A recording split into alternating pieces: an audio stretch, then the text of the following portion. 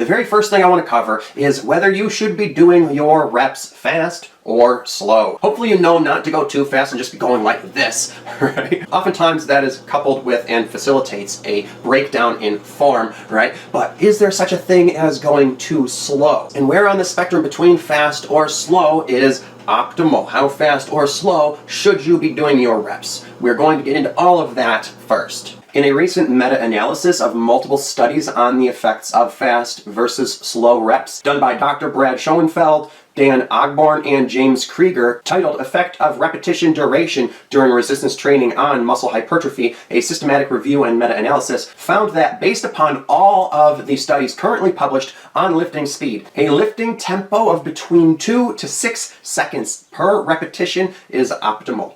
With the faster 2-second lift, with a 1-second concentric and 1-second eccentric is most optimal. And slower lifting is less so, with anything under 6 seconds being suboptimal. Now, this does not mean that you should do all of your reps as fast as possible. While fast reps cause more muscle growth because they stimulate the fast twitch muscle fibers more, which are more growth oriented, you also do want to slow down and grow the slow twitch muscle fibers sometimes too, for greater overall muscle growth. Also, we know that controlling the eccentric portion of the rep seems to lead to greater muscle and strength gains, as found by Pereira et al. In 2016.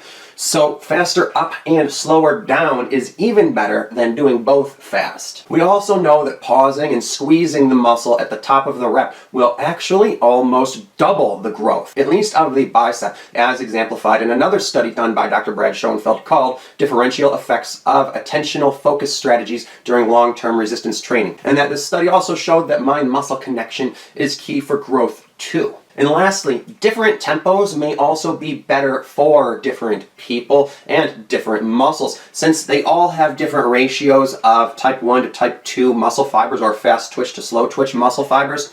So trying different tempos and feeling into your muscle to see what works best and doing that the most is key for you. There's no one best speed to do your reps at, all right? Trying different tempos and feeling into your muscle to see which works best and then doing that the most is the key here, all right? Because you may find that different speeds work better for different muscles. All right, the way that I do mine personally is usually about 1 second for each part of the movement at least. And I will adjust that based upon my mind-muscle connection and whether or not I feel as though I ought to be going faster or slower for different lifts.